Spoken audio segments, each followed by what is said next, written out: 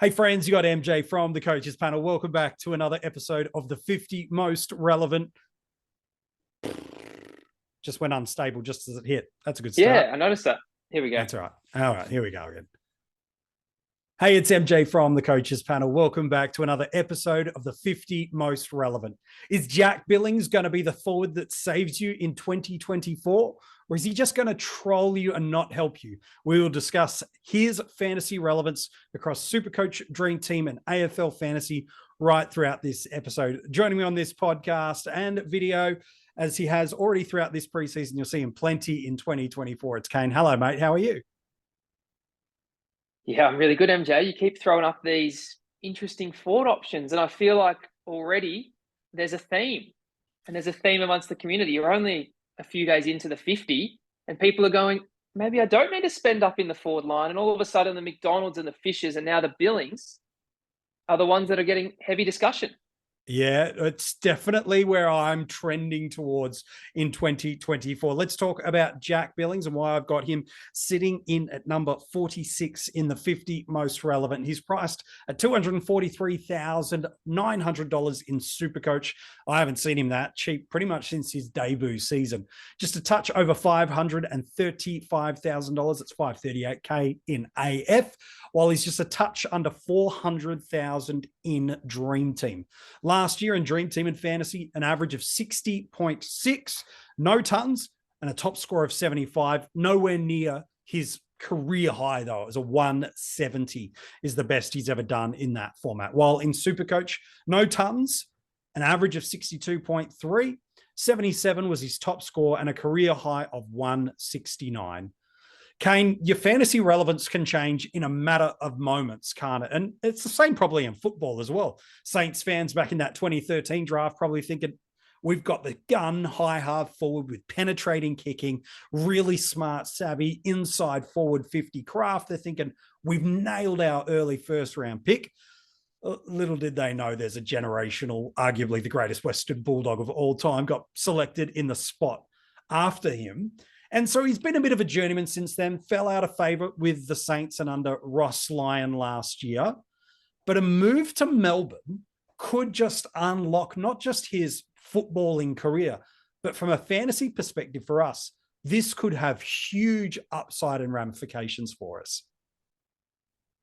Yeah, and it probably makes a lot of sense, MJ, with what Melbourne struggled with, which was converting inside 50. So you look at the guys that have left the club.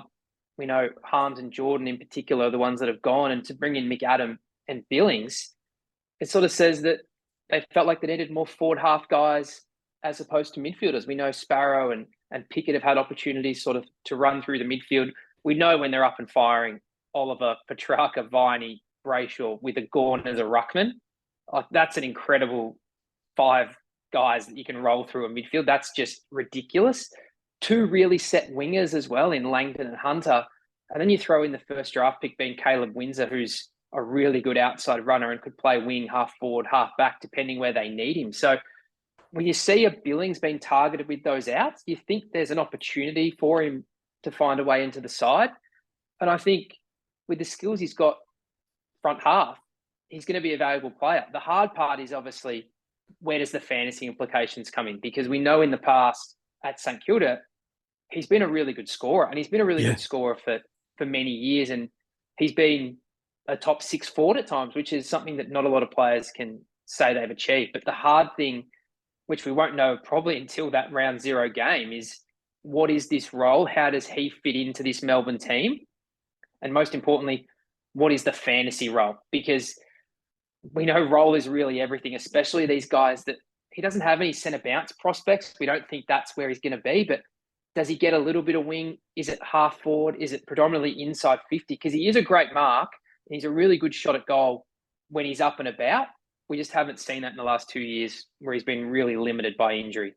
Yeah, he hasn't. Like, if you go back to his 2017 to 2020 years, that's normally for me way too far back to go and go, all right, that's what he's going to do. But it is a reminder for us. We're paying for a guy that really is a 60 in AFL Fantasy and low 40s in SuperCoach and DreamTeam. But in that 4-year stretch between 2017 and 2020, these are his averages in SuperCoach: 92.6, 80.6, 93.8, and an 89. And then in AFL Fantasy and DreamTeam, 94.5, 85.1, a huge 98.5, and even that 2020 adjusted average year of 93.6. So here we've got this guy that, depending on the format that you're playing in, has anything from 50 points per game of value based on what he has done before. This isn't just a forecast hypothetical. He could. He has done this for us before. Different team, different era. Lots of things have changed, but it's something that he's achieved. And when we're looking at forwards in this price range, as you mentioned at the top of the episode, there's already been a bunch of these guys that we've highlighted through the 50 most relevant, and possibly there might be a couple more to come. He's done something that some of these others haven't, and that is he has put it together not just for 3 weeks, 4 weeks, 6 weeks. He's put it together for multiple seasons, and you're getting him in some formats considerably cheaper. Like, it's about 50K more to go from Harley Reid to Jack Billings in SuperCoach, which is just maddening when you kind of think of it in that way. But the good news is, Kane, is he doesn't have to go this high, like back in 21 and 22, so a little bit closer. An average of 83 and 75 in AFL Fantasy and DreamTeam, and 82 and 73 in SuperCoach. You've talked about this a little bit on the episode we did with Connor McDonald a few days ago now. Given this lack of top-end forward scoring that we're forecasting will come, that it does appear like it's going to struggle to get more than a couple over 100 averages prior to the DPP additions. All of a sudden, a mid-70s, low 80s average could be enough from what we need from a Jack Billings in 2024. Oh, MJ, 100%. And just on that stretch of years you spoke about when he was really at his best, the thing that jumps out to me straight away, and this is the big opportunity coming to a side like Melbourne that we think is going to be pushing for the real pointy end. Jack Billings in 2017, 11 wins, 11 losses. The average in wins, 101. You jump ahead to 2018, average in wins, 110. Problem was, he only won 4 games. 2019, average in wins, 104 from 9 wins, 13 losses that season. And then 2020, it was 100 in wins, adjusted. So this is a guy that really, the best team he's been part of when he's up and about has been an 11-win team, a 50-50, a team that's fighting for the bottom part of the 8. And that's no surprise, isn't it? When you're an outside player and a forward, hey, a bit more supply, a team that scores a bit more. So when you're talking about a guy that really is as cheap as you've outlined, has the ability to score, we've seen some big ceiling games over the past. And really, MJ, you're not asking him to be a keeper for the year.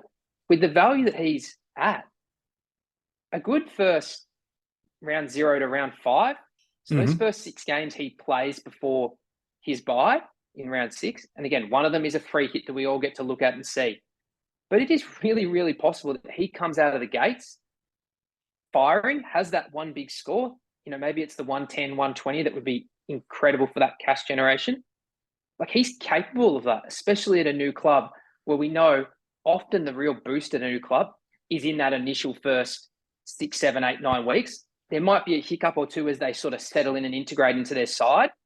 But we've seen that once they get going, they really start almost getting fed to prove that the pick was right. It was the recruit they needed and they want them to succeed. So that average in wins really jumps out to me because I go, it just makes sense. If you're a forward, an outside player, you feast more in wins than in losses. It gets really, really tough being a forward in losses. So let's be honest, this is probably the best team Jack Billings has been a part of for a long time. I know they made finals this year, the Saints, but Jack wasn't part of that team, was he? He didn't get to reap any of those benefits with his scores. So when you look at what you want him to do, and like you outlined, MJ, the top tier forwards, we're probably cooling on them, aren't we, as we sort of delve a bit deeper and we start looking at maybe these guys that are in the Fisher and McDonald and Billings price range. We go, well, maybe they can equal them. Maybe they can be close enough. Maybe they just buy me 6 weeks of looking at what happens. Is there a big DPP coming to the forward line?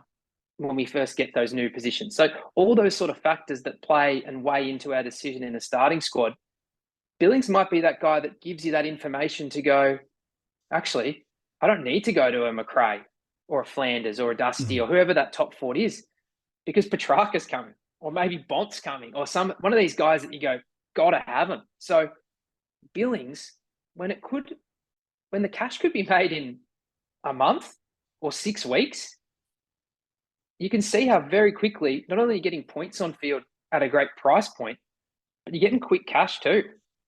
Yeah. I want to get in a moment. I want to get your take about this Melbourne forward line and the scoring profile from a fantasy perspective that we see. One of the big kind of knocks on Jack, especially over recent time, has been his inability to get consistently playing at football level. Yes, he fell out of favor a little bit at St Kilda last year, but even just looking at his injury history of last year alone, broken leg, hamstring, broken thumb.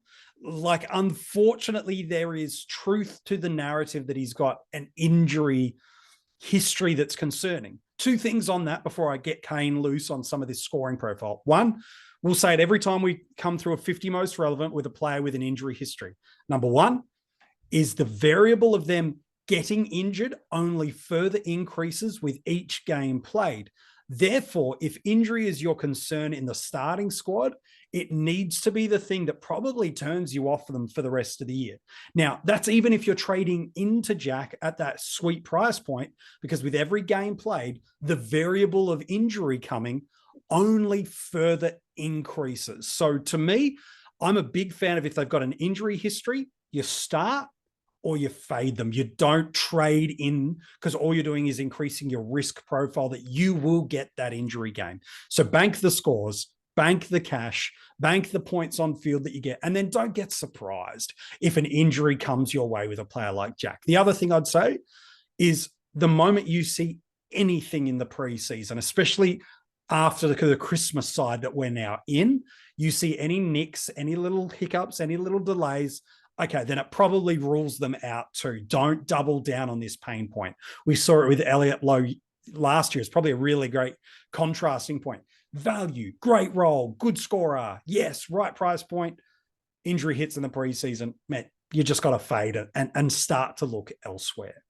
Let's talk about this Melbourne team, Kane, because they've got a fascinating profile, because he's no longer in this St Kilda team of the late teens that we saw. He's in a new system. You've mentioned that there's guys that can score well in Petrarca, Oliver, Viney, gone. He's not going to be anywhere near a centre bounce. You could probably name 7 or 8 Demons that would go right ahead of him. What does this forward profile of Melbourne look, and how conducive is it to fantasy scoring, knowing, yes, we'll get a look and see it opening round, but we need 4 or 5, 6 weeks of him, 3, 4, 5 price movements, or at least a couple of really significant ones to make this worthwhile. How do you see this forward line working, and can he score in this team? Well, that's the funny thing about the Melbourne forward line, MJ, is the best forward they've got from a fantasy perspective was Neil Bullen last year at 72.6 across the year. So that's not a really attractive number, is it? If you're sort of thinking that Billings is going to be fighting with him, obviously there's different roles within that forward line that those guys are going to have to play, and Jack's one of them. But you see a 72 as sort of the best forward. You drop down to a Sparrow, who does get some centre bounces, but is predominantly forward. He's a 67. Fritsch and Pickett are 63. Again, different roles. Pickett gets more into the midfield. We know Fritsch is a guy that can have 5 touches, and he's more than done his job if he kicks 3 goals, which he can do. And then Chandler was down at a 57. I think the encouraging thing for Billings, though, when you do look at those guys in particular, there was runs and stretches where they were dropping tons. They were dropping regular 80s at times. The hard part for Jack's going to be, conversely, and clearly when your averages are in only the low 70s to high 50s, there's going to be some flaw. There's going to be some flaw. And that's what's really worrying. And that's where probably round 0 is so helpful, that you'll get a look. Again, Pickett's a guy that popped a 120, popped regular 80s. Neil Bullen had stretches of 98, 90, 97 a couple of weeks later. So there is impacts. I think that one, what's round zero? What's that number that you really feel comfortable that he's kickstarted that cash? And then what are you hoping for in sort of the next 2 to 3 to 4 weeks? I don't think you can even think about having him past his buy in round 6. If he's shooting the lights out and he forces your hand and you've got a better trade to do, or you've got an injury or suspension to fix, so be it. But I think when you're planning, that's your exit point. I think if he was at 85 through that long, you'd be absolutely stoked, because history would show that in this Melbourne team, with the role that he's likely to have, we think forecasting at this stage, he's going to start to revert to the mean, and he's going to start having the 40s and the 50s regularly. So I think that's the thing that's really fascinating. That's what round zero is going to be huge for, is if he gets an 80 MJ and we go, wow, that's 40 points of value on what he's priced at in SuperCoach and DT. But what am I doing here? Because I haven't seen round 1 or round 2. The prices haven't started moving yet. It's going to be really interesting what line you set yourself, because as a forward, it only takes, a couple of quick tackles that maybe you don't get another week. You kick straight, you get looked after in the forward line with a teammate handball and you're on over the top. Their volatility is crazy. So that's probably the thing that scares me. Is I don't think like a Fisher and a McDonald, there's sort of the safety in scoring role. Like this forward role could really be anything. And that's probably the thing that makes me go, you want to see a really good round zero score, just to think that you can ride it at least a couple of weeks. Because I'm not convinced, based on the history of these Melbourne forwards, Billings is going to finish the season above a 75. I think that's where I'd go, wow, I'm surprised. Anything low 70s, I sort of feels about right. But it really could be a high 60s and he's done his job, as in for the team. For the team, absolutely. I look at this forward line as a whole, because it's not just Billings about what he can do. It's Billings in contrast to what the forwards around him are doing too, that makes him relevant. Because you hear you talk about this 70s average that might just be the ceiling of what he does over a 8, 10, 12-week stretch. Yes, you've highlighted there's the potential of a 3 or 4 weeks of 85, 90, 95, 100, sure. But it's not just about Billings in isolation. It's what's happening with all the other forwards in this spot. And it's one of these interesting conversations and opinions I'm seeing early in the preseason from the fantasy community. And it's this line around the forwards of, I've got to pick someone, so why not pick X? And it's generally in reference to someone in the top 15 sort of priced players. And for me, while I understand the sentiment, I actually think there's some flaw in that process, because you don't have to pick someone up at that price point. We've already mentioned a few guys in the 50 most relevant. Zach Fisher yesterday with Minimug, yourself having a conversation with Connor McDonald. And then there's, even just off the top of my head, Taylor Adams, Rochelle, Tom Lynch and Nat Fyfe. Like, if you really want to, of these mid-range guys that have shown they can do it, there's a bunch of other names. And then there's the cows. I think all these guys will play a lot of games early in the year.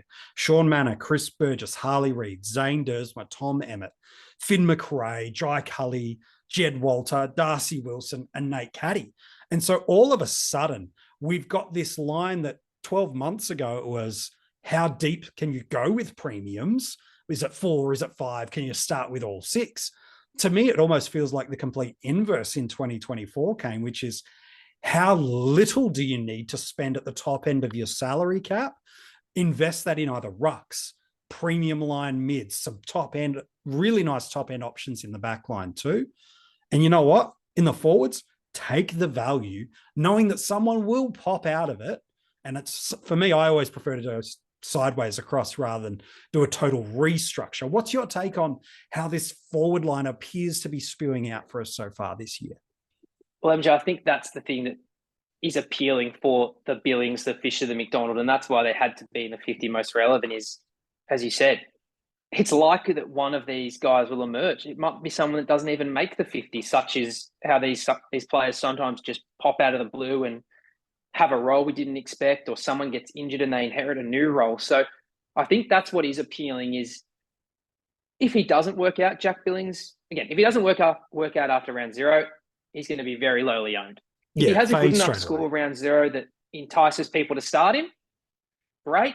If you have to jump off 2 rounds later, I think you're going to have plenty of options that aren't too much of a stretch to get to, whether it's slightly up, slightly down, a rookie. We know the ones that people really struggle with is premium comes out of the gate slow. Say in this hypothetical example, it is a Jack Macrae because he's going to be popularly owned because, again, he's got more than enough runs on the board. Top priced guy, which is always sort of inflates it a little bit, doesn't it? Especially with the casual fans, MJ, as they go through picking the team. Why not pick a Jack Macrae? Those are the ones that I think we just struggle to let go of because you go, this was the guy I wanted for the season. You're telling me after a week or two, I have to drop him down, say in this example, to Jack Billings? Yes, I get some cash, but this could be a massive problem in 2 weeks that I've got Jack Billings. You don't have that real surety that you've nailed that selection for at least probably another month. And that can be really, really scary. And if you're spinning those trades and not progressing the team, well, that's where you just fall completely behind. Whereas if it's Billings that you have to move to a Fisher, it's quite painless and you don't probably sweat those type of decisions because you know that the premium can come out and burn you in a week. If they have the 140 plus game, all of a sudden that 85 average is back over 100 again. And you've got another problem of how do you fix them. So I think just from a confidence and playing with your team and your exit points and your parachutes, whatever you want to call it, this is why the Billings, Adams, Brichelli, they just give you a bit of comfort going, yeah, if I'm wrong, there'll be someone else that doesn't completely curtail my trades or force me to make a premium down or a premium up, or just making you have to do stuff that you probably didn't want to have to do. It can be very painless with this price range of going, didn't work out in Billings. Well, I'm on to Fisher now. I've seen 2 weeks of him. I think that's just a comfortability that you can build into your squad. And I think if you're not sure, you'd rather do that, wouldn't you, MJ? You'd rather have the 2 mid prices and go, if it works, unbelievable. If it doesn't, well, one goes to a rookie, one goes to the primo that I've missed. And then you're away again. Whereas in the opposite, it can be really troubling if that primo's struggling. You go, geez, I could have saved 200K here and fixed something else up. So I think that's what we always wrestle with. And that's why mid prices, they are so appealing because there's so much upside because of the value they start at, whether they're a breakout like a McDonald, massive role change like a Fisher, or someone like a Billings that's coming back to prominence after showing a lot, being injured, and now at a new club. Yeah. So really, these are the key things you need to hold on to with your decision process with Jack Billings. If there's any injury lag that happens through the months of January and February that have any kind of delay, fade and go. No interest, jog on and start looking at these other forwards that Kane's alluded to, as well as a bunch of others. His opening round, should he manage his way through that period safely, his opening round ultimately it becomes the determining factor. With that round not counting from a price movement immediately for us before our squads are locked away, it gives us the opportunity in all formats to really have a free hit. Build what that is in terms of a scoring threshold and a role. Contrast that to what's happened with other players in that similar range. And based on those variables, you either choose to, yes, I'm going to maintain this pathway of Billings, or I'm going to fade and look elsewhere. If he keeps passing through all these things, Kane's been really quite bullish on round 6 as the spot, ideally to jump off, barring a career hot stretch that is undeniable in those opening 5 rounds. It's probably your exit point. Is that enough cash generated for you? It might not be, but every year is different and needs to be treated accordingly with all the other data variable inputs that are coming in. So opening round and preseason injury ultimately determines his future. At the very least, he needs to be on your watch list. He needs to be considered. And that's what this time of year is all about. Let's talk about where he goes on draft day, Kane. I know some are kind of hoping he could go as high as the top 10 forward. While it's in the world of probability, it's definitely on the low end. If you were to put some, put a Mars bar on it, you'd be probably hoping it's a fun size Mars bar. You'd be putting up for that. It's not a lot of confidence there. I know the forwards are thin, but to me, if I was picking Billings any higher than an F3, I still feel even an F3 feels nervy to me to say he's one of the top 30 forwards. Because to me, there's a lot of upside of other guys around him that could potentially slide into more favorable fantasy roles. And then the other thing is Billings could always be a vest candidate and hit some of those basement games that you talked about of 40s and 50s. So where are you taking Jack Billings on draft day? Well, I reckon he's one of the most interesting players, MJ, in terms of the difference between salary cap and draft. Salary cap, the appeal is round zero. It's the look. It's knowing what score he's got and what role he's got and going, yeah, he can get me to his buy, make enough cash at the price point, and then I'm jumping off. That's my expectation. And I do think in a 6-game stretch, especially when I know the first score before I pick him, I think it can be 80, 85 in that 6-game stretch that he'll play before that buy in round 6. This is the big difference, though, for draft. And like I spoke about with the Melbourne forwards, I've got him pegged between a 70 and a 75. And I don't see across the course of a whole season him being above a 75. So for me, he's probably down with my F5, really.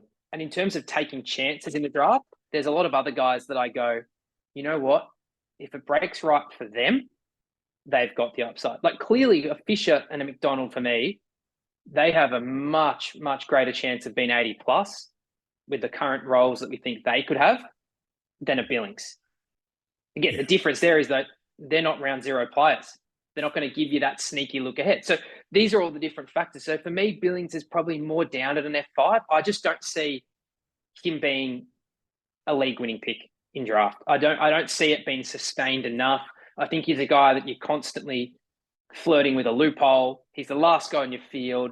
You're playing the matchups. He's not someone I'm having utter confidence in at this stage. So for me, F4 would be that's probably where I feel like, gee, I'm pushing it here. And really what that probably means for me is, MJ, is I'm shopping everywhere else. There's going to be a few forwards I clearly target that I think can make the jump. But if it's sort of Billings and a lot of other guys that are sort of around that part, I've got no problem taking that second ruck that might pop and be a trade value, or another mid and defender. Because I just feel like with the forwards, as we always say, you can live on the waivers with the forwards. And I wouldn't be surprised if Billings is someone that is drafted and then he's on the waivers in a few weeks of the season. And then he has a good stretch and he's off. And then he's back on the wave. Like he feels like one of those type of guys to me where he's going to be held sometimes, he's going to be dropped sometimes, he might be vested. If that's still happening, we don't know yet. If it's going to have just 5 on the bench. So again, that's where I probably lose a bit of appeal. Whereas in the salary cap, it's so great because it's so simple. See round zero. What's the score? What's my expectation based on that score for the next few weeks? How much cash? Is it worth the risk? Are you in or out? Happy days. Yeah, I think that's a beautiful summary of what Jack Billings looks like for us on draft day.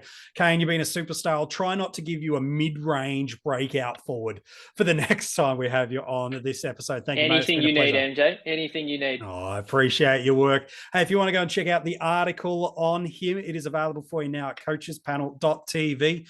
We've also got the YouTube channel rolling where you can watch these episodes back and be able to see exactly how much I react to Kane telling me how good the Melbourne forward line is going to be. You can check that out. Every single player that we reveal in the 50 most relevant. In fact, every podcast we do is going to be also available for you in YouTube form. Got a quick clue for you about who's next in the 50 most relevant, but make sure if you haven't already, follow us across all your social media handles. All the details of where you can find us and join the conversation in the community are found in the description of this episode. And if you want to get day early access to the audio podcasts of our 50 most relevant, then all you need to do is join our Patreon supporter group at either the breakout or premium tiers, and you will get access to that, as well as a ton of other additional rewards, exclusive group access, different levels of competitions, extra articles, podcasts, and access to the coaches panel directly. Come to all of our Patreons, depending on the level. If you want to become a Patreon, you can find the links for that again in the description of this video. Just in the past day or two, Matt Q, Chloe W, and Josh have all jumped in at that premium tier. So we thank them for their support. If you want to become a Patreon, check out the description of this episode for all the details. We'd love to shout you out and thank you for your support for the Coaches Panel in 2024. All right, one last thing I'm going to ask you to do before I tear the clue. If you follow us on Spotify and on Apple Podcasts, and you haven't left a 5-star rating and review, Could you do that for us? It's one of the great simple things you can do that helps others find the coaches panel. So if you haven't done that yet, take 30 seconds out of your day to do that. If you're like, I can't join the Patreon, can you do that and help support the coaches panel in that way? We'd greatly appreciate it. All right. Who's next in the 50 most relevant? I'm going to head back to the midfield. So often we preach value in the preseason, but I'm not hearing value in the midfield as much as I'm notoriously hearing before. I look at this player, and while he's yet together, putting together a premium season for 2/3 to 3/4, he's done it. He's a guy that's got ceiling. He's a guy that is in a team that has incredible opportunity. And while there's some concern in the fantasy community that he won't even get midfield time, I'm not concerned about that whatsoever and the impact it might have on his scoring. For me, he could be one of the most relevant mid-price midfielders for us. Who is he? You will find out tomorrow in the 50 most relevant.